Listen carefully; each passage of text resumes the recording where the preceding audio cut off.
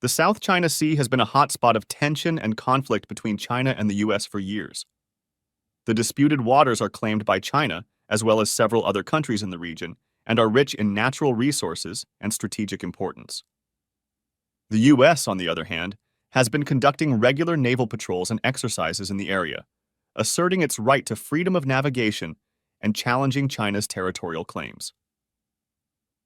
The U.S. does not have any claims in the South China Sea, but it has a strong interest in maintaining freedom of navigation and overflight in the area, as well as upholding international law and norms.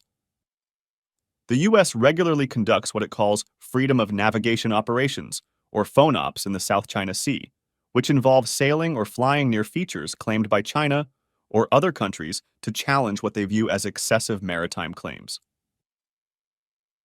On November 24th, the U.S. Navy conducted a FONOP near the Paracel Islands, a group of reefs and islands claimed by China and several other countries. The U.S. 7th Fleet Public Affairs said that the destroyer USS Hopper sailed close to these reefs, occupied and militarized by China. The U.S. Navy said that the operation was consistent with international law and demonstrated that these waters are beyond what China can lawfully claim as its territorial sea. China strongly condemned the U.S. action, saying that it violated its sovereignty and security. The Chinese military said that it deployed its naval and air forces to track, monitor, and warn away the U.S. destroyer. The Chinese Foreign Ministry said that the U.S. was seriously disrupting regional peace and stability and undermining the efforts of regional countries to maintain dialogue and consultation. However, there have also been some signs of improvement recently. Incident came just a week after the two presidents held a summit on November 15th. The two leaders agreed to cooperate on areas of common interest, such as climate change, nuclear non-proliferation, and pandemic response. They also agreed to manage their differences in a constructive and responsible manner and announced the resumption of military-to-military communications between the two countries. The FONOP in the South China Sea may be seen as a test of how the two sides can balance their competing interests and avoid escalation.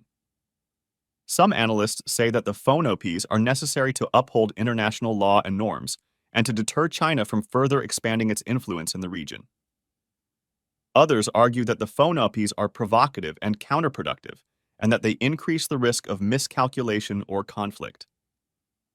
The U.S. and China have established some mechanisms to prevent or manage incidents at sea or in the air, such as the Code for Unplanned Encounters at CQs and the Military Maritime Consultative Agreement (MMCA). However, these mechanisms are not always effective or followed by both sides. There is also a lack of trust and communication between the two militaries, which makes it harder to resolve disputes peacefully. The South China Sea is likely to remain a flashpoint in U.S.-China relations for the foreseeable future. The challenge for both sides is to find ways to coexist peacefully in the region, while respecting each other's interests and rights. Let me know your thoughts on this in the comments and be sure to subscribe.